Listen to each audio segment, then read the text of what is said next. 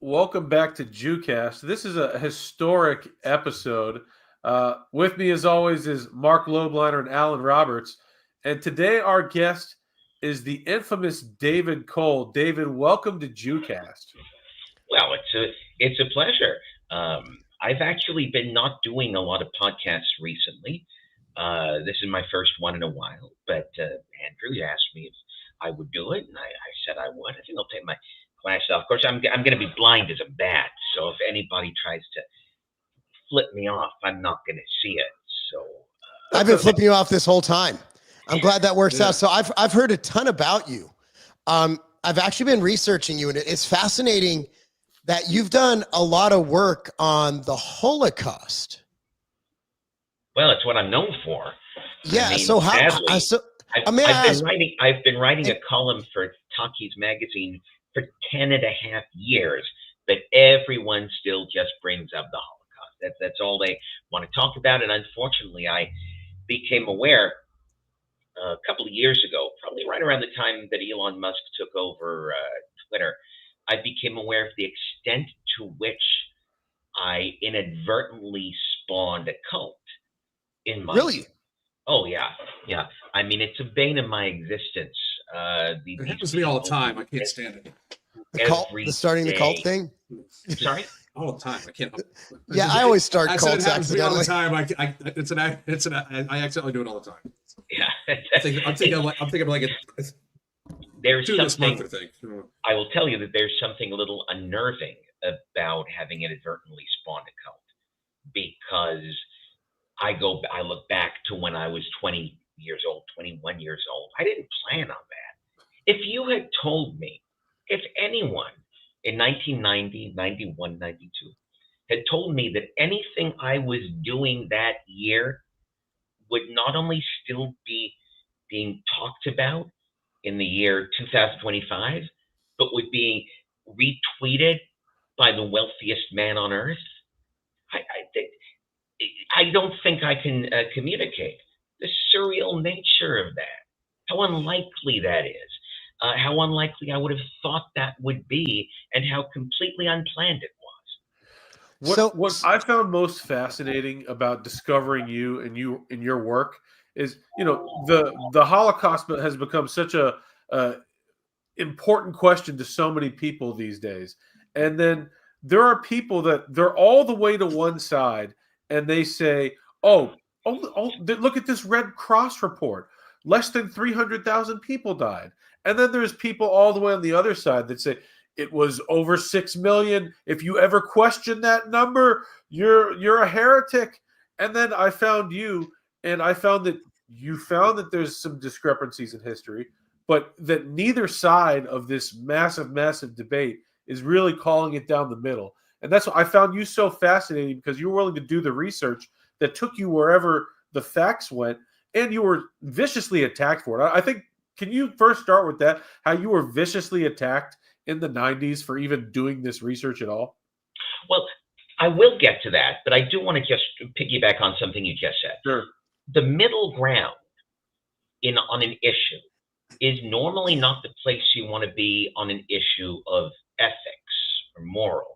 It's like rape is bad, but maybe a little rape is good. I'm going to take a middle ground position on child rape. By the way, someone's going to take that clip. They're going to murder me with that clip. I think that's what Nick Fuentes just did, actually. I think Nick What the Fuentes hell actually just took that happened? position. I'm being facetious, of course. My point being that when you're dealing with matters of ethics, morals, principles, you don't want to necessarily be in the middle ground, because you want to have a stake. Like for me, free speech. I'm a free speech absolutist. I don't think, well, some free speech is good, but maybe we should have the government limit others. I'm not a middle grounder. I'm an extremist, pro free speech. However, on factual matters, like let's say historiography, oftentimes the middle ground is actually the best place to be, not because you want to stake out that territory, but because when you have extremes, they're both going to be a little wrong about something and a little right about something. This extreme gets this wrong and that right, and that extreme gets this wrong and that right, oftentimes purely by following the facts and the evidence, you do end up in the middle, not because you want to be a cuck or a gatekeeper or a psyop or the controlled opposition. I get that one so much. Not because you want to be that, but because of the fact that the extremes are half wrong, half right, half wrong, half right. When you take only the right parts, you end up in the middle of the extremes. So that middle ground that you were talking about, Andrew, yeah, that's where I find myself, not because I want to be and not because the ADL is paying me to be in the middle ground. And I'm as I hear so many times from so many of the far rightists, Cole's just trying to stake out a middle ground so that we don't find out the real truth. It's got nothing to do with that. You follow the evidence wherever the evidence takes you. If it is the middle ground or if it is one of the extremes, either way, you simply follow the evidence. So I wanted to address that. Now, getting back to what you said, what you were leading into there. One thing I've become very aware of about my cultists, you guys know who you are. A couple of you are probably watching this right now. They have taken the fact that I did encounter some trouble being in the 1990s. I encountered 3 things. I want to be specific about them because you'll see on Twitter or X every day, David Cole's life was ruined. My life was not ruined. I've lived in Beverly Hills my entire life. I mean, I spent a couple of years elsewhere, lived by the beach a little bit of time, lived a little south of Beverly Hills. The point is, I've always lived openly. I did not have to go into hiding. In late 91, I was punched in the nose by a guy named Irv Rubin, who ran a group called the Jewish Defense League. Irv Rubin was a brute. He punched you in the nose? Yeah. I was being profiled by the CBS TV show 48 Hours. It was one of the hour-long primetime news shows. And they and I conspired to get me to hold a speech at UCLA because they knew it would bring out a big crowd. Now, I'm part of this. I'm not the victim here. I helped organize this thing with Judy Bernstein, the producer of 48 Hours. We worked together on this. Nobody's victimizing me at all. I planned this thing where I would have a student group, an official student group, sponsor me. And I'd come on the outdoor stage, big outdoor auditorium at UCLA, and we'd have a big crowd of angry people. I was part of that. However, a guy named Irv Rubin, who ran this organization called the Jewish Defense League, that was known for beating people up, the Jewish Defense League. Whoa. There were some tough Jews out there. I've never met these guys. Okay, why don't you Google Irv Rubin? The man is an ape. The man was like 6'5" and a 6'5" Jew, and looked like a golem. He was made of mud. He was a monster. He was scary. He was unafraid of fighting anyone. He would go into any crowd or on any talk show and he would just beat people up. This guy was a monster. Yes, there are bear Jews. Yeah, there's Bill Goldberg, Mike Katz. Bear Jews. Yeah. Bear Jews. Irv Rubin and one of his thugs are there at this event that I organized. Remember, I'm not the victim here. Me and 48 Hours, me and CBS News, we created this event specifically to get newsworthy material. Irv Rubin and one of his thugs, a guy named Earl Krugel, not as tall, shorter guy, but still very scrappy. Earl Krugel comes on stage. I'm talking on stage like, and the Holocaust event in 1945. And Earl Krugel jumps on the stage, pops me in the nose. Now, it didn't break. Yeah, that's Irv Rubin right there. He looks really Jewy. He's very Jewy, but it's hard to see him, the size of him, unless you can see him in perspective. Oh, he's Canadian. That makes sense. Very tall guy. I get popped in the nose. It doesn't break. It doesn't bleed. In fact, I felt invincible. Wow. I was like, wow, holy crap. Can't hurt me. I was so not harmed by it. That the first thing I did after I left the event, I went to see this girl I was dating at the time, who was a very like fitness active kind of girl. And I said, hey, I just got popped in the nose. I'm a man. This is my bar mitzvah. Today I am a man. And so it was not in any way oppressive to me. I got popped in, I was 21. You should get popped in the nose at least once.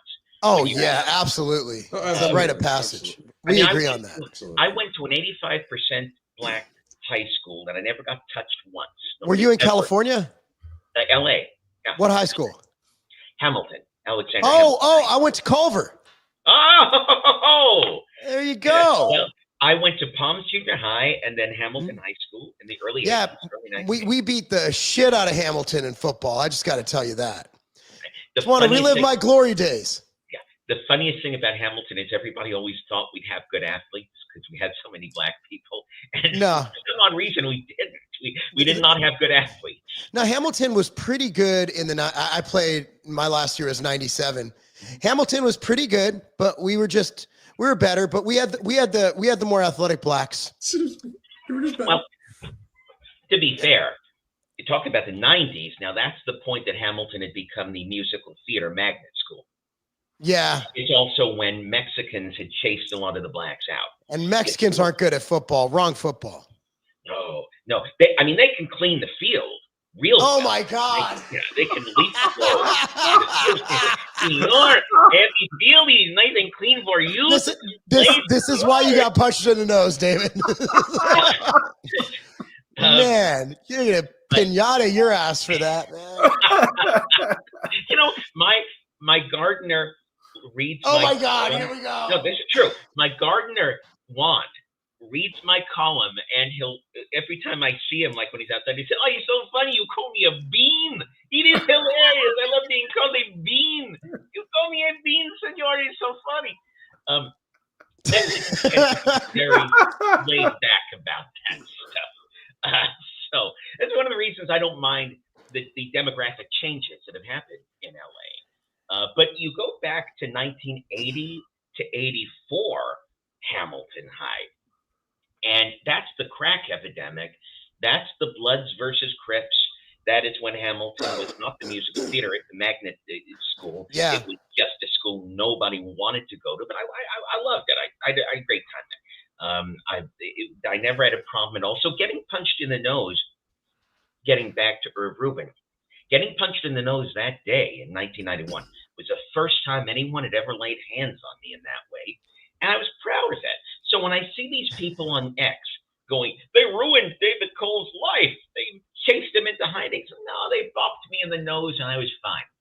And then about Jeez. 3 years later, I got punched one more time, this time leaving a scar right over this eye. It bled a little bit. It was less fun than the first time. but Who almost punched there. you?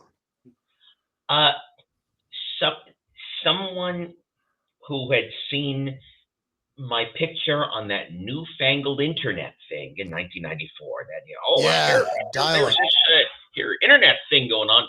The JDL had been putting my picture out there and saying that they wanted me beaten up, and somebody did. I will tell you, if you would ask me to describe them, all I saw was a fucking fist coming at me. It was nighttime, and somebody just sucker punched me. Was it a Jew? The only thing I remember is it was certainly a person with olive skin and dark hair. Possibly. Oh, those damn Sephardics, man. You got to be careful with them. But Yeah, it wasn't an Ashkenazi this time. I was actually out cold for just a few seconds, and yet even in those few seconds, I dreamed. I didn't realize you actually dream when you're unconscious. I didn't know Oh, that. yeah, you do. So Yeah. just for In there. for the brief time I was out, I dreamed I was in the movie Jaws 2. And then I'm like, no sharks. Well, that sucks. So that was the first two times. Punched one time at the end of 1991, punched a second time by someone I don't know in Thanksgiving 94. And then that year, 94, I left Holocaust revisionism because I saw that it was becoming Holocaust denial.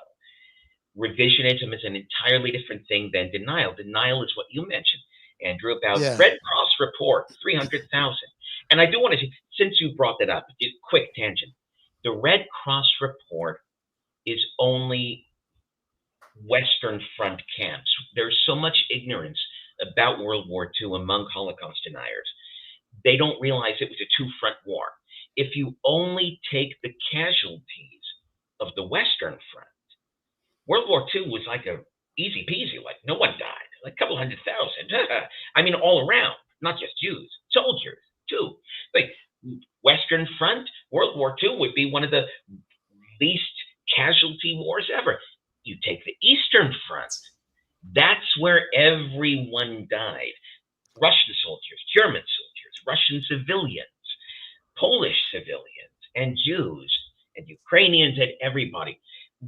Deniers, because they don't understand that it's a two-front war, because they never read a book, their damn life, they've never read a single World War II book. So when they see the Red Cross report that only deals with the work camps, the labor camps that the Red Cross had access to on the Western Front, Red Cross had no access to anything on the Eastern Front.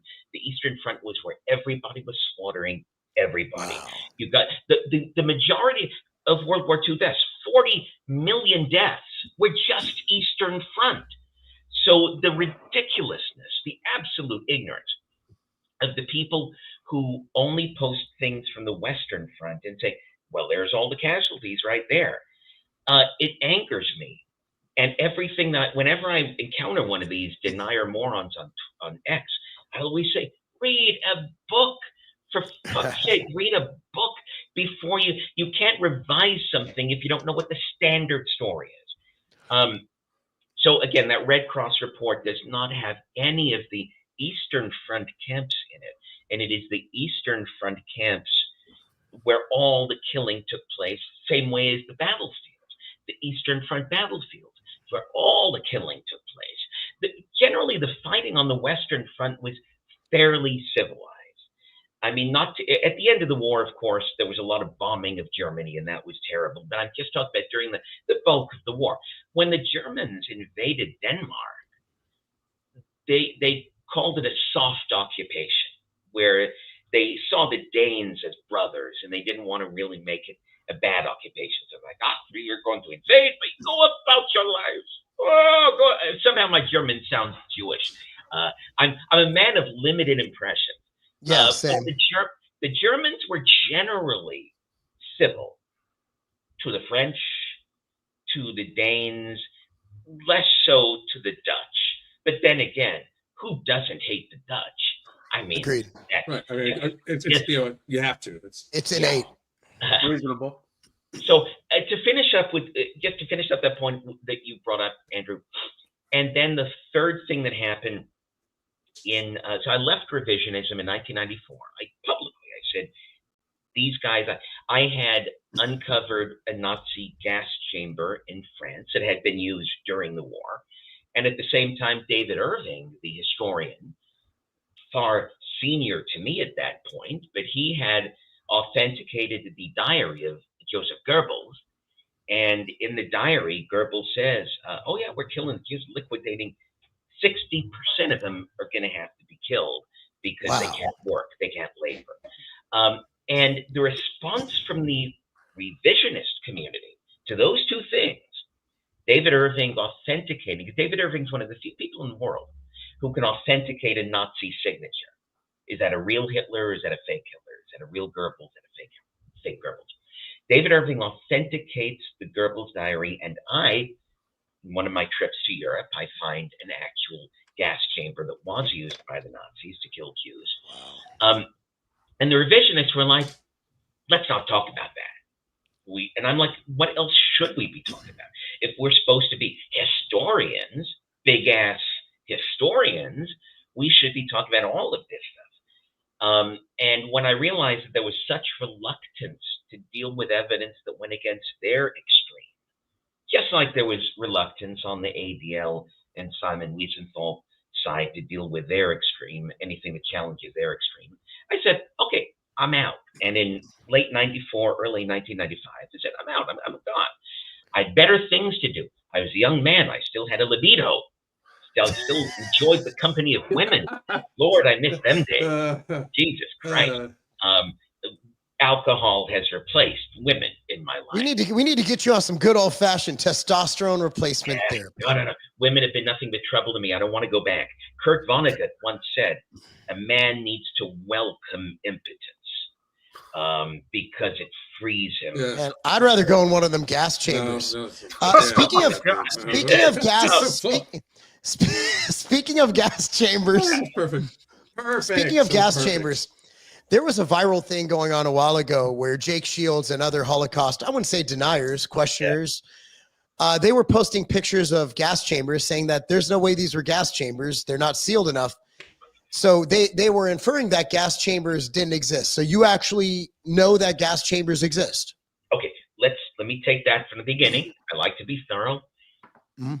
In 1992, I made about 7 research trips to Europe, took a lot of video all through the early 90s. In 1992, I did a video at the Auschwitz camp. Now, Auschwitz was technically 3 camps. The main camp had been around since the First World War. The main camp was just a prison camp for regular prisoners, people who commit petty crimes, or during wartime, people who are convicted of conspiring with the enemy. The second camp, Birkenau, was for the Jews. And that was about 2 kilometers away. Main camp, second camp. And then there was a third camp that was just an industrial facility, a place where people worked, where they labored. The main camp, the one for average prisoners, had a building in it that they claimed was a gas chamber. They claimed that it was the first gas chamber until they moved to bigger gas chambers at the Jewish camp. That main camp gas chamber was ridiculous. Everyone knew it was, because that building had been a crematorium, been a place where they had burned dead bodies, but then they opened up much larger facilities at the Birkenau camp, the Jewish camp.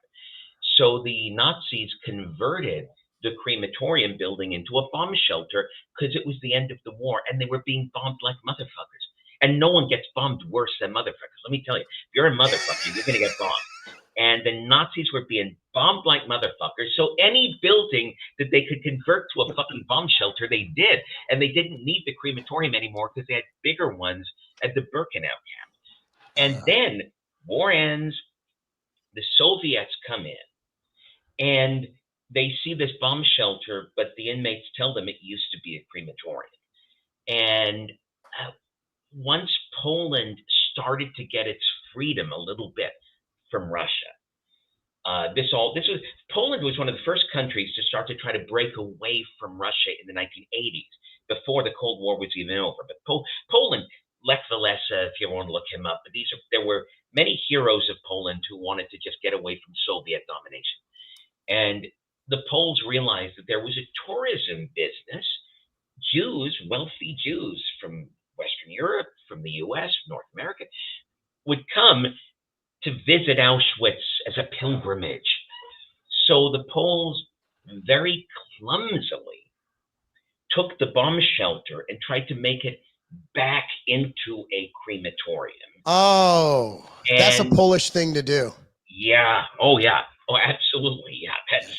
That was, there's so many Polish jokes in that building. Because they did it poorly. They did it very poorly. Well, so they're Polish. What do you expect? So when I went there the first time, and the Polish tour guide was like, well, here is the gas chamber. Here is where they went in and burned the bodies. And I'm like, well, no, obviously it isn't, Rivka, because you've got a wooden door with a glass window pane in it. You've got a door that opens into the room. You can't gas people, and then the door opens into the room. The bodies will be piled up against the door. You've got obvious facilities for bathrooms right here. You've got holes in the floor there. You've got a manhole. You got a manhole in the floor because that was in bomb shelters. There was usually an escape hatch just in case there was a cave-in. The men could get out. So I said to the tour guide, I was like, "Look, tell me. I'd like to know the process. How was this room originally looking? And how was the recon? Plus, you've got clearly you've just bulldozed two walls here that had been here, and you've bulldozed them." So I got an interview with the director of the camp, the camp museum, Dr. Franciszek Pieper. My God, taking anyone seriously whose name is Dr. Pieper. Could any of you do that? The fact that I kept a straight face talking to Dr. Pieper. Hello, Dr. Pieper. But I with him, and he was really honest with me. He was very upfront. He said, "Yes, we bulldozed the walls. We did this, we did that." He was actually a good guy with me.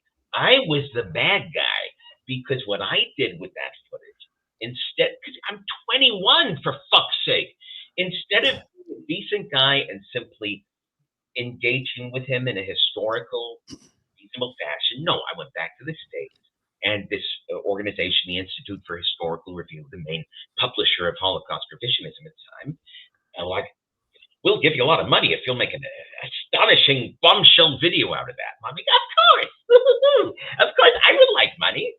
I believe I would prefer having money to not having money." So I make a video where I'm like, "The director of the Auschwitz Museum admits the gas chamber's fake."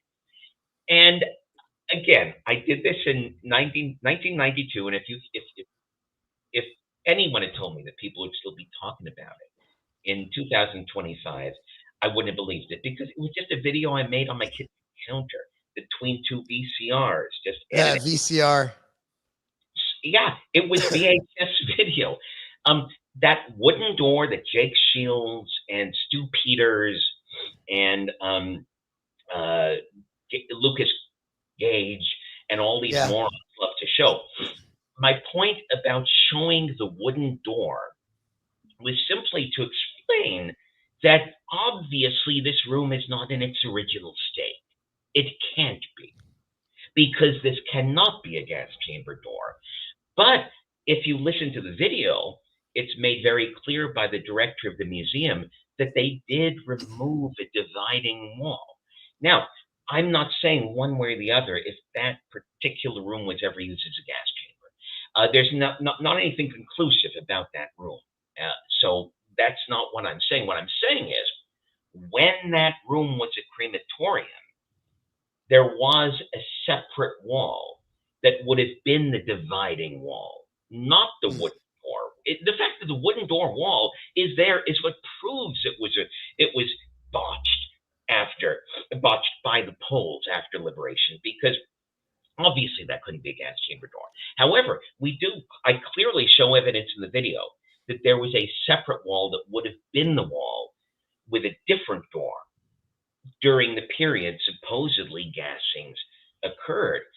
Now, there is evidence, very convincing evidence, that gassings did occur at Birkenau, the Jewish part of the camp. The camp doctor, Dr. Kramer from Seinfeld, we all know him, we love him.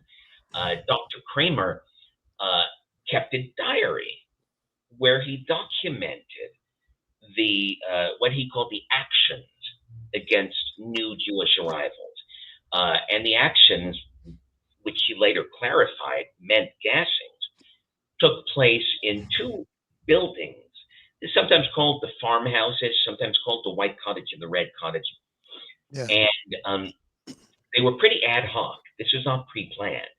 The camp, the commandant of the camp, Rudolf Höss, not to be confused with Rudolf Hess. Rudolf Hess was Hitler's essentially vice president, vice chancellor.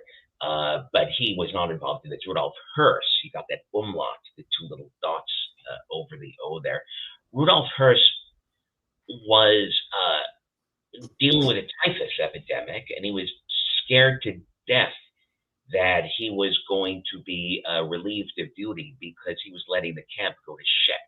So he did start gassing people in order to deal with the epidemic by dealing with the overcrowding. You have the same government bureaucracy nonsense that you have now, you had then as well. Berlin is sending Jews to Auschwitz.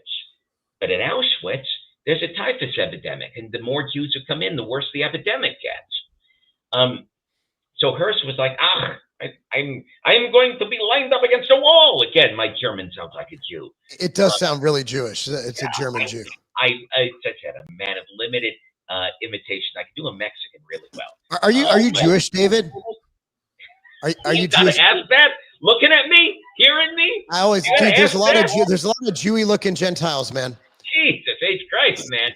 Literally, I don't think anyone in my entire life has ever Well, people might be listening to this on audio.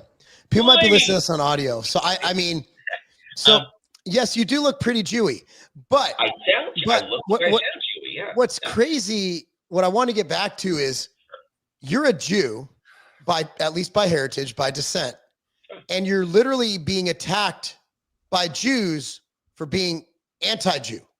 Yeah, but that's what I want to get away from. That's why I was explaining the attack thing. One time I was punched in 91.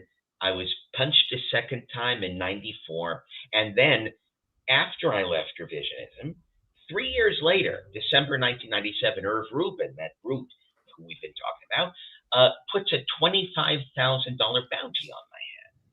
Now, when I wrote my autobiography, which you banned on Amazon. Is it still active? What? I'm sorry? The bounty. Is it still active? Well, no, what happened was December 97, he puts a bounty on my head. I'm out of the field. I ain't talking about the Holocaust at all. I'm up in Vancouver, Canada with my girlfriend, who, being Canadian, is a coward. All Canadians are cowards. Canadians have some of the most beautiful women on the planet. By God, British Columbia women, you just can't beat them, but they're all scared of their own shadow. So my girl, because Canada has speech laws, you can go to jail for saying the wrong thing and about a Jew, a Muslim, a black, a native, or what they call the first peoples. It's like, oh, hey, you can't say that about the first peoples, eh? Oh, no, eh? Yeah, you're not going to get known in Nanaimo bars anymore because you said that about the first peoples.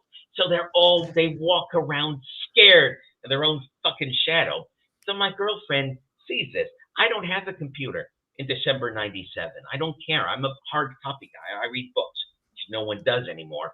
I read books by my girlfriend, who has a computer. It's like, oh, Dave, hey, oh, hey, they got a $25,000 bounty on you. Hey, oh, you're a hoser. Don't come off like a hoser. Maybe they're the hosers, or maybe you're the hoser. I'm like, oh, okay, shut up with you. And I called Irv Rubin, the brute, whose picture you had pulled up. I called him. Yeah. And I said, Irv, how can I get rid of this?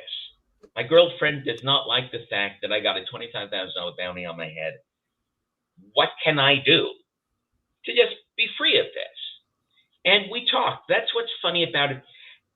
For all of his brutishness, for all of his violence, Irv Rubin was reasonable. You could talk to him. More reasonable than half the girlfriends I've ever had. That's what scares me. Lack of reason is what scares me. Violence doesn't scare me. It is when it is lack of reason. It's one thing when you're in a fight with a guy who can be reasoned with. It's another thing when it's just some Charles Manson cultist who has no reason. That's what's frightening me. But Irv Rubin I reasoned with. And I said, what can I do to get rid of this? And he said, well, pay me some money and tell me I've been right the whole time. Whoa. I said, done. Wow. Done. I paid him $1,800 and I wrote him a little thing that I got notarized saying, Irv Rubin has been right this whole time. And I'm sorry that I ever was in conflict with him. Wow. 2 weeks was the extent of that episode, though. The thread appears at the end of 97, first week of 98. It's gone. It's done. It's over. And that's why when these idiots on X, they ruined David Cole's life. No, they gave me like a week of difficulty. I've had many weeks of difficulty. Hell, if I eat a bran muffin, I'm going to get a week of difficulty in my life right now. There's so much that will give me a week of difficulty. So the week of difficulty that I had, 97, 98, just for that period of a couple of weeks, it's not a big deal. People make it into a bigger deal than it was. Irv Rubin and I never had a problem after that. He was true to his word. $1,800 and the stupid notarized statement saying Irv Rubin's been right the whole time. He never troubled me again. And then he and the other guy, the guy who actually punched me, Earl Krugel, they went to prison and they died. They died in 2002 and 2003. Wow. They are long gone. There is no JDL anymore. So that's why when people say Cole's a cuck because he's being threatened, I'm like, man, I'm a single man who had all his family's dead, and I'm an alcoholic. No one can threaten me.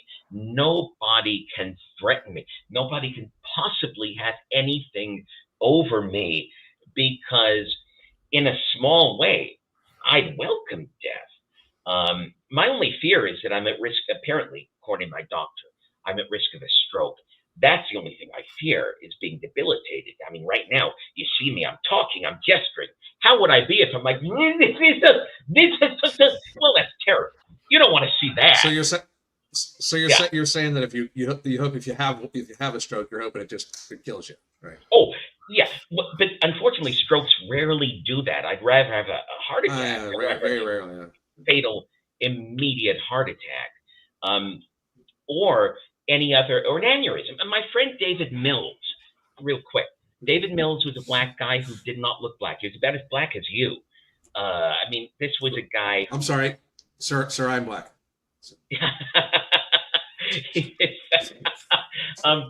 And David Mills was a writer who did a bunch of shows in Hollywood. He had been a journalist for the Washington Post, and that's how I met him, because we had worked together in journalism. Then he came out, he did TV shows for Hollywood. And David Mills died, I think, 2008, 2007, forget the exact year. He died the best way anyone can die. He was on the set of his new show.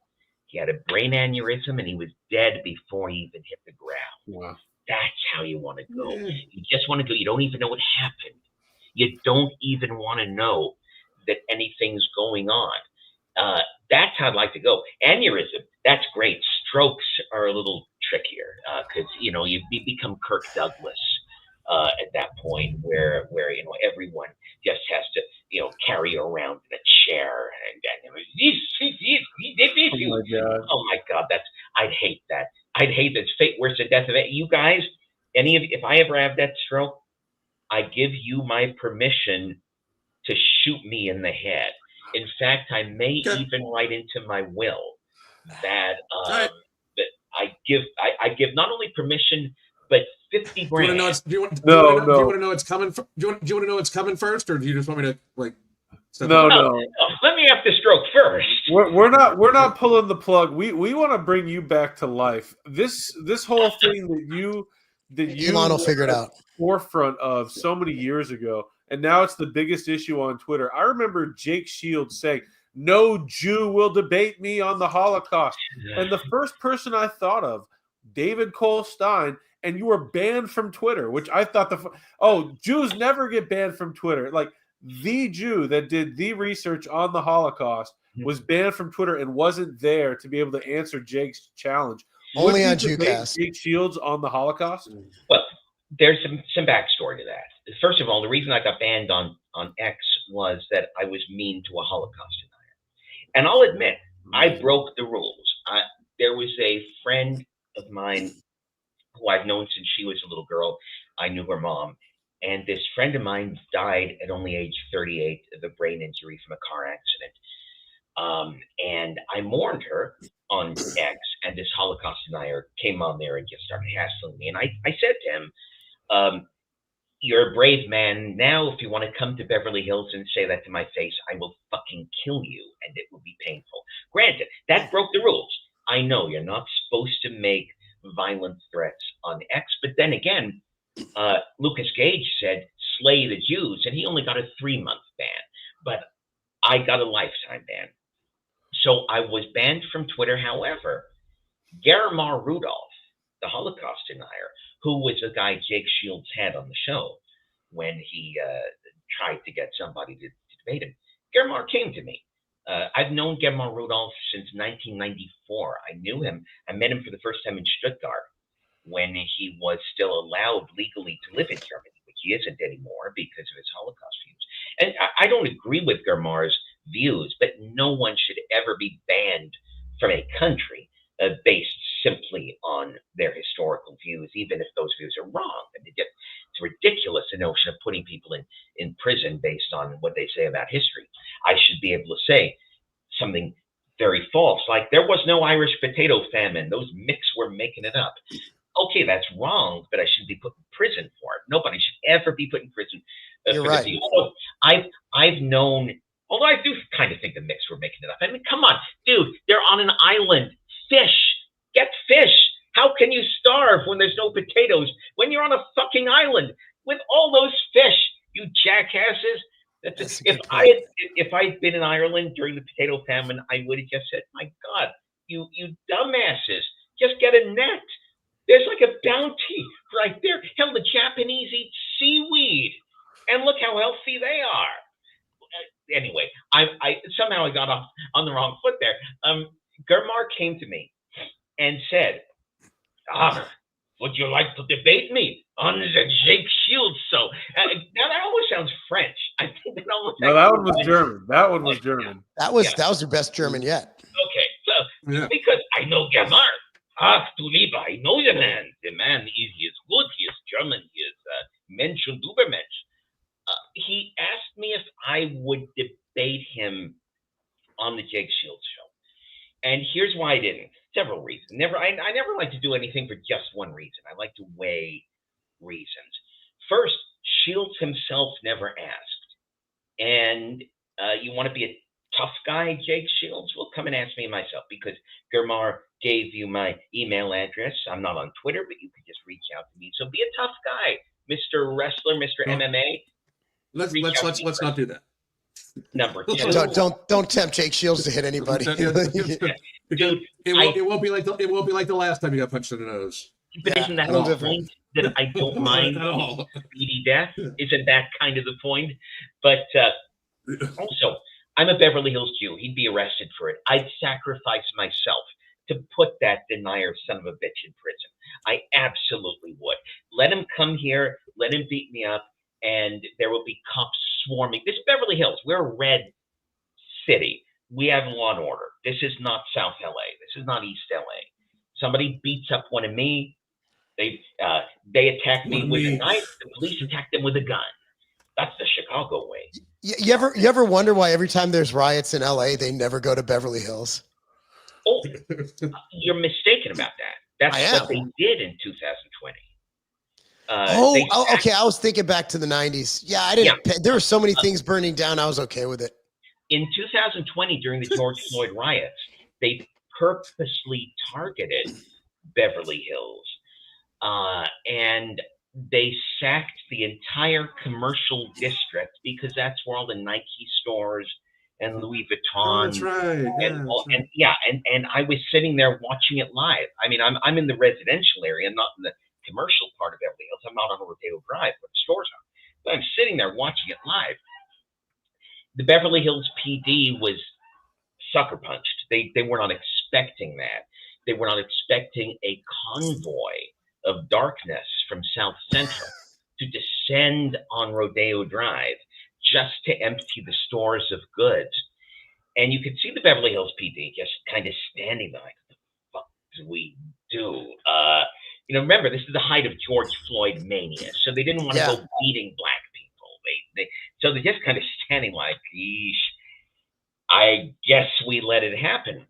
And when that happened, though, that turned, Beverly Hills was already kind of red, but that moment in 2020 made us the reddest place in Southern California. I mean, we, in terms of pro-Trump, pro-law and order, anti-Democrat, anti-woke, this is an extremely red area. It has kind of always been, but now since 2020, we've always voted the proper way.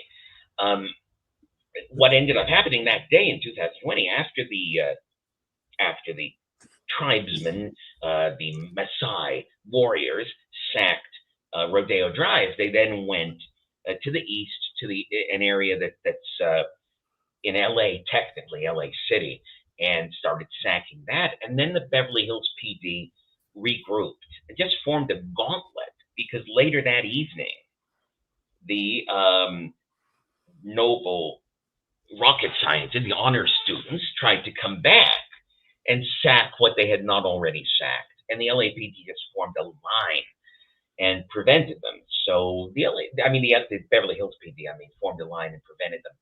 Another interesting point about that is the BLM rioters understood that the Beverly Hills PD is generally not Mexican. It's primarily whites, Persians, Armenians, off-whites, you might call them. Whereas the LAPD is 54% Mexican. They will kick a black ass. That's one of the things I write about a lot. And I go, well, I used to write a lot about my column. I'm not with Tacky Mag anymore, but I used to write a lot about the fact that a Mexican has no fear of a black. And that's one of the reasons that LA has become far less. We're down to like 7% black. And it angers me so much that people still see LA as black, because they're still living in 1992 with Boys in the Hood. LA is about 7% black, decreasing every year. And it's mainly the combination of, on the west side, gentrification by whites, Asians, Persians, Armenians, and Arabs.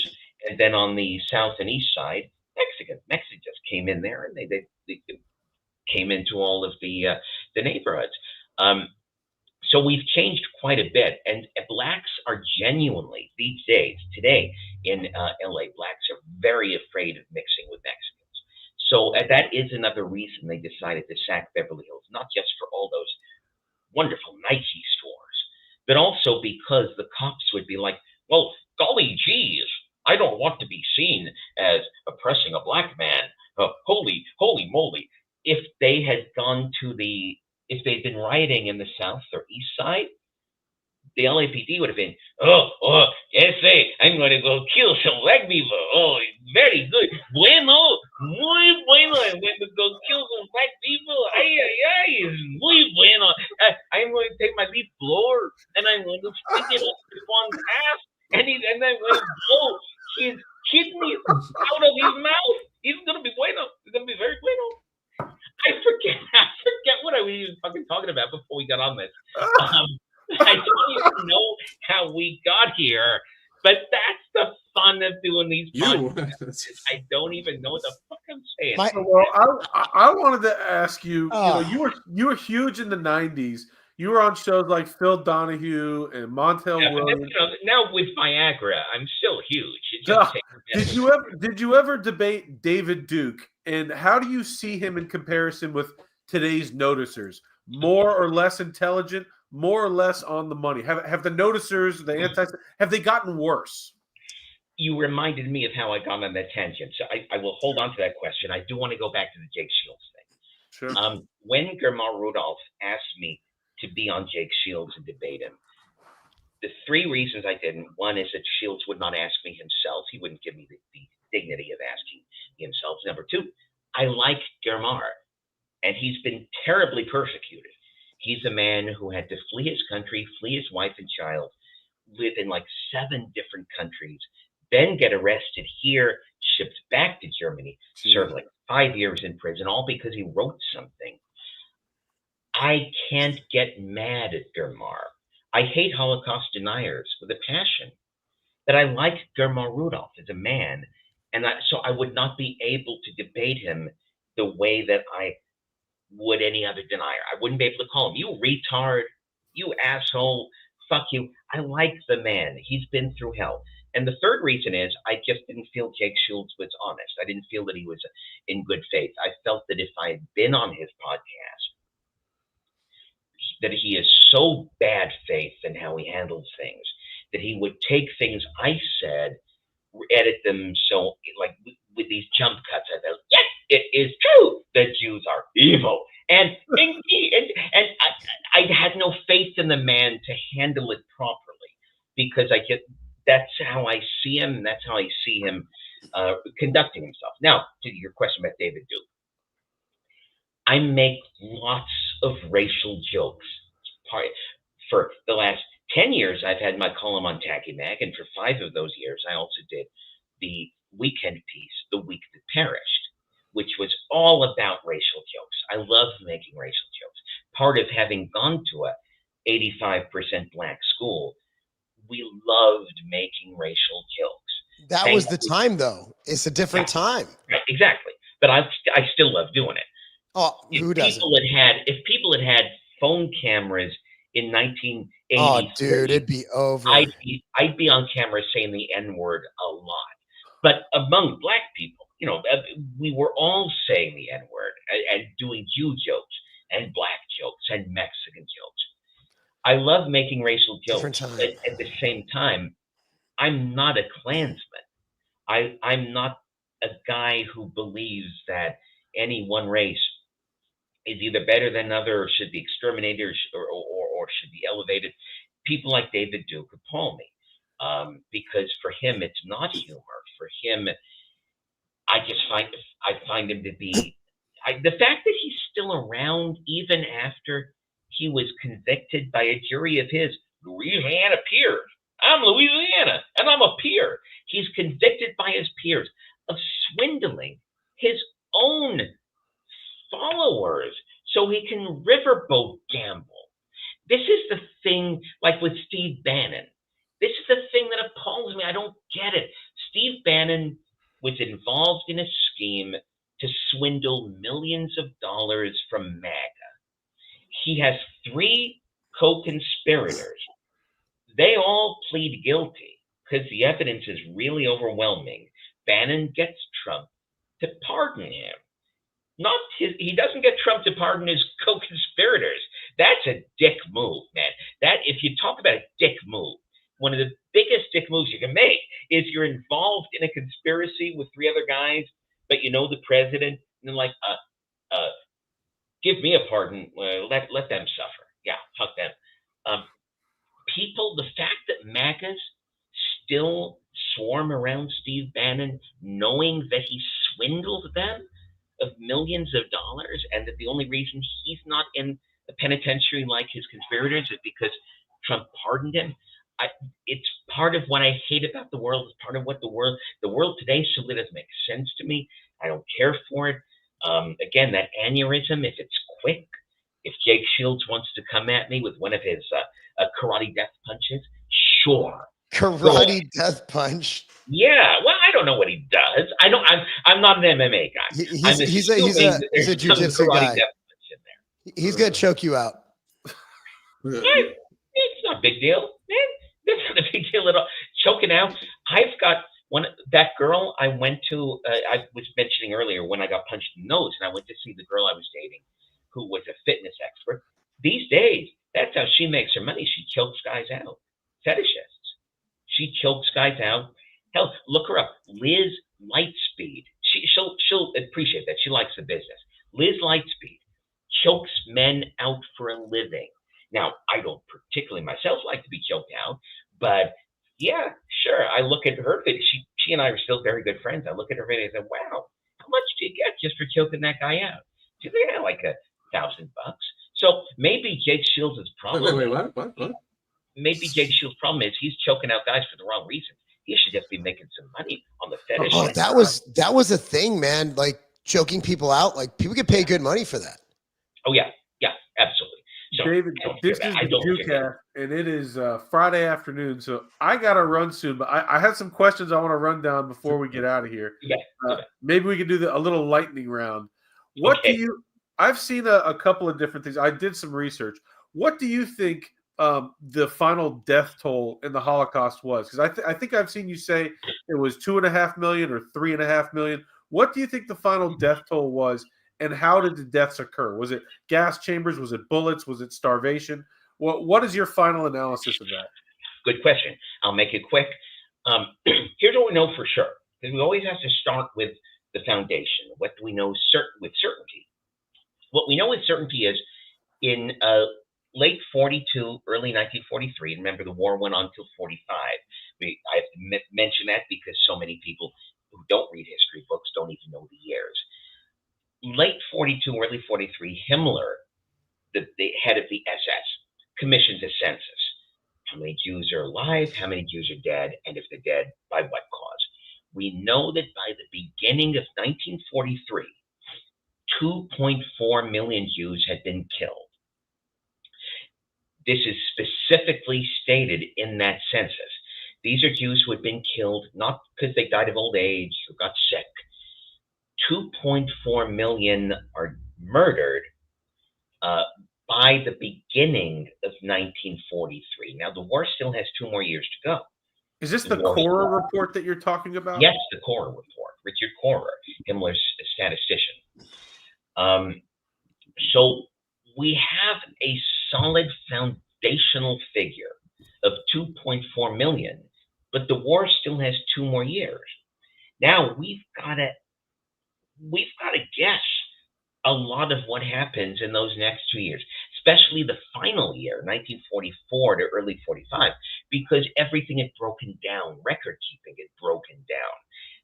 Germany was losing. Half the Nazis were just planning their exit strategy at that point. My best guess, and it has to be a guess, because we don't have anything foundational. We know foundationally, yes, 2.4 million killed. About 600,000 of those were by bullets, and the rest were by gas, carbon monoxide, in what's called the Reinhard camps, the action Reinhard camps. So we know that 2.4 million are definitely dead at the beginning of 43. Between the beginning of 43 and April 45, when the war in Europe ends, there's at least 1 million more. I put the figure at about 3.5 million total for the whole war. But I always say, this is a subject open discussion, because so much of it is guesswork. So much of it is, we don't know. The Hungarian Jews, that's the big issue, because in summer 1944, the Hungarian Jews begin getting shipped to Auschwitz for labor, but also the Hungarians were sending a lot of women and children, because from the Hungarian point of view, they wanted to clear out entire Jewish neighborhoods. The Germans just wanted the laborers, the guys who could work. We don't know how many of those Hungarian Jews may have been killed. I believe many of them were. This is an important issue for discussion, but it can't be discussed because of the extremes. The denier extreme and the Wiesenthal Center ADL extreme, who simply don't want any of this debate for their own very selfish ideological reasons.